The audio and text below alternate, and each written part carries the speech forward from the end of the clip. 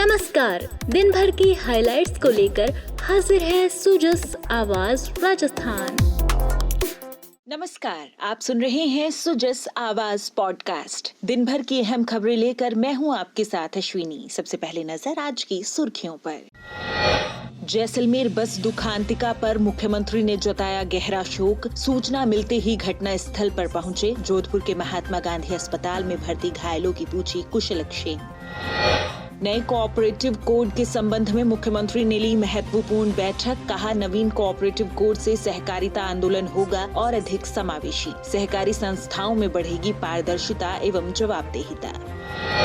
दलहन तिलहन की समर्थन मूल्य पर खरीद हेतु 18 अक्टूबर से शुरू होगा ऑनलाइन पंजीयन। मूंग, मूंगफली, उड़द एवं सोयाबीन की होगी समर्थन मूल्य पर खरीद।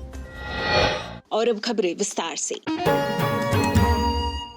मुख्यमंत्री श्री भजनलाल शर्मा ने मंगलवार को जैसलमेर में बस में आग लगने से हुई दुर्घटना पर गहरी शोक संवेदना व्यक्त करते हुए घायलों के शीघ्र स्वास्थ्य लाभ की कामना की है। इस हृदय विदारक घटना की सूचना प्राप्त होते ही मुख्यमंत्री विशेष विमान से जयपुर से जैसलमेर पहुंचे, जहां उन्होंने अधिकारियों से घटना की विस्तृत जानकारी ली। मुख्यमंत्री ने थैयात आर्मी एरिया में संबंधित अधिकारियों को आवश्यक दिशा निर्देश प्रदान किए। उन्होंने दुर्घटनाग्रस्त बस का निरीक्षण भी किया। इस दौरान श्री शर्मा ने आर्मी के अधिकारियों, जवानों एवं स्थानीय नागरिकों को बचाव एवं राहत कार्यों के लिए धन्यवाद दिया। श्री शर्मा ने दिवंगत आत्माओं की शांति एवं शोक संतप्त परिजनों को ये दुख सहन करने की शक्ति प्रदान करने की ईश्वर से प्रार्थना की। उन्होंने पीड़ितों को हर संभव मदद का भरोसा दिलाया। मुख्यमंत्री ने कहा कि दुख की इस घड़ी में राज्य सरकार परिजनों के साथ खड़ी है। श्री शर्मा जोधपुर पहुंचे, जहां उन्होंने महात्मा गांधी अस्पताल में बर्न यूनिट में भर्ती घायलों की कुशलक्षेम पूछी और उनके शीघ्र स्वास्थ्य लाभ की कामना की। मुख्यमंत्री ने घायलों के परिजनों से मुलाकात कर उन्हें ढांढस बंधाया। उन्होंने घायलों को समुचित उपचार उपलब्ध कराने के भी निर्देश दिए। मुख्यमंत्री ने उपस्थित चिकित्सकों को निर्देश दिए कि हर मरीज के लिए विशेष चिकित्सकीय निगरानी दल, डेडिकेटेड डॉक्टर और नर्स तैनात किए जाएं, ताकि 24 घंटे मॉनिटरिंग सुनिश्चित हो सके। मुख्यमंत्री ने कहा कि हर घायल के परिजन को अस्पताल में ठहरने, भोजन व अन्य आवश्यक सुविधाएं उपलब्ध कराई जाएं।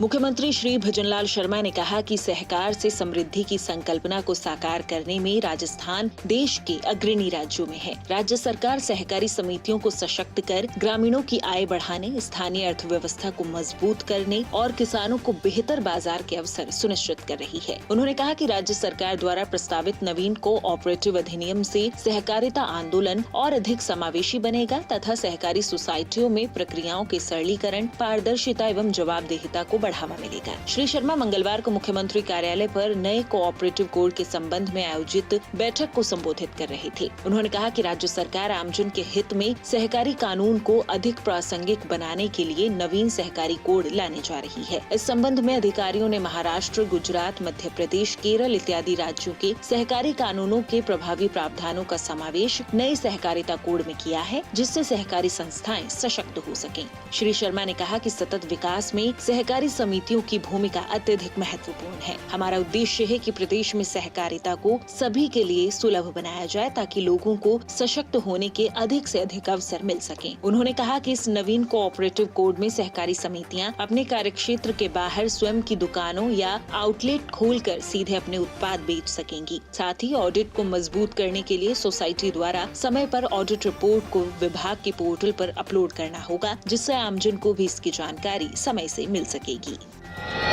मूंग, मूंगफली, उड़द और सोयाबीन की समर्थन मूल्य पर खरीद के लिए राज्य में 18 अक्टूबर से ऑनलाइन पंजीयन होगा। सहकारिता राज्य मंत्री स्वतंत्र प्रभार श्री गौतम कुमार दत्त ने बताया कि किसान अपने जन आधार कार्ड एवं ऑनलाइन गिरदावरी से ई मित्र के माध्यम से पंजीकरण करवा सकते हैं। श्रीगंगानगर एवं हनुमानगढ़ जिले में मूंग खरीद हेतु ऑनलाइन पंजीकरण 27 सितम्बर से ही प्रारंभ कर दिए गए थे। श्री दत्त ने बताया कि केंद्र सरकार द्वारा मूंग का समर्थन मूल्य 8,768 रूपए, उड़द का 7,800 रूपए, मूंगफली का 7,263 रूपए एवं सोयाबीन का समर्थन मूल्य 5,328 रूपए प्रति क्विंटल FAQ श्रेणी घोषित किया गया है। समर्थन मूल्य पर दलहन तिलहन की खरीद हेतु PSS गाइडलाइन के अनुसार केंद्र सरकार को अंडरटेकिंग भिजवाए जाने की कार्यवाही प्रक्रियाधीन है। केंद्र सरकार से खरीफ 2025 के अंतर्गत दलहन तिलहन की खरीद हेतु जिन्सवार लक्ष्य प्राप्त होने के साथ ही खरीद प्रारंभ कर दी जाएगी। खरीद खरीद से संबंधित सभी व्यवस्थाएं समयबद्ध रूप से सुनिश्चित करने के लिए राजफेड के अधिकारियों को निर्देशित किया गया है।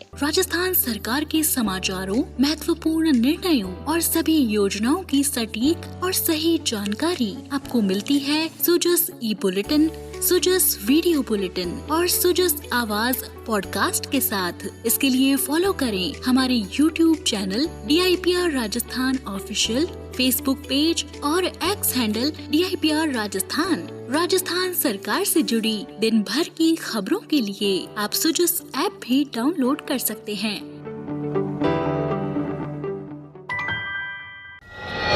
चिकित्सा एवं स्वास्थ्य मंत्री श्री गजेंद्र सिंह खेमसर ने कहा कि चिकित्सा संस्थानों में रोगियों एवं उनके परिजनों की सुरक्षा हमारी सर्वोच्च प्राथमिकता है। इसमें किसी भी तरह की लापरवाही बर्दाश्त नहीं की जा सकती। उन्होंने कहा कि अधिकारी सभी चिकित्सा संस्थानों में फायर सेफ्टी सहित अन्य सुरक्षा व्यवस्थाएं सुनिश्चित करें। किसी भी चिकित्सा संस्थान में सुरक्षा प्रबंधों को लेकर कमी पाई गई तो संबंधित चिकित्सा संस्थान के प्रभारी की जिम्मेदारी तय की जाएगी और किसी भी तरह की घटना पर सख्त एक्शन लिया जाएगा। चिकित्सा मंत्री मंगलवार को स्वास्थ्य भवन में चिकित्सा संस्थानों में सुरक्षा प्रबंध, मौसमी बीमारियों, मानव संसाधन, जांच, दवा एवं उपचार की व्यवस्थाओं सहित अन्य विषयों पर वीडियो कॉन्फ्रेंस के माध्यम से आयोजित बैठक को संबोधित कर रहे थे। उन्होंने कहा कि विगत दिनों SMS अस्पताल के ट्रॉमा सेंटर में हुई आग की घटना बेहद दुखद है। ऐसी घटनाओं से सबक लेने की आवश्यकता है। उन्होंने कहा कि प्रदेश के 100% चिकित्सा संस्थानों में फायर सेफ्टी ऑडिट सुनिश्चित की जाए। न केवल राजकीय बल्कि निजी चिकित्सा संस्थानों में भी फायर सेफ्टी नियमों की पूर्ण पालना सुनिश्चित हो। श्री खेमसर ने कहा कि चिकित्सा संस्थानों में फायर सेफ्टी उपकरण क्रियाशील हों और इस स्थिति में हो कि आवश्यकता होने पर उनका उपयोग किया जा सके। प्रभारी अधिकारी इसकी नियमित मॉनिटरिंग करें, समय समय पर इन उपकरणों की टेस्टिंग की जाए। साथ ही अस्पतालों में सुरक्षा व्यवस्थाओं को लेकर मॉक ड्रिल भी की जाए। उन्होंने कहा कि जिन अस्पतालों में इस वर्ष फायर सेफ्टी ऑडिट नहीं हुई है वे तत्काल कराएं। कहीं भी सुरक्षा प्रबंध को लेकर बजट आदि की आवश्यकता है तो प्रस्ताव विभाग को भिजवाएं।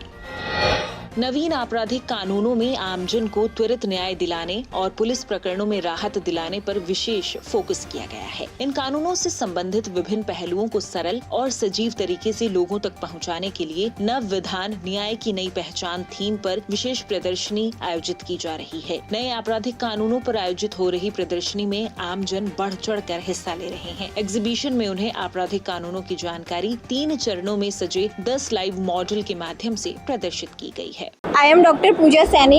I am come from Sanskriti College, Mansarovar, Shiprapat.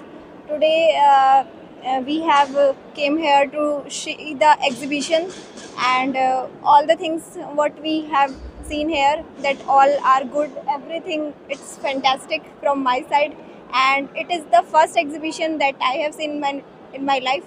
So from my side it's totally worth it.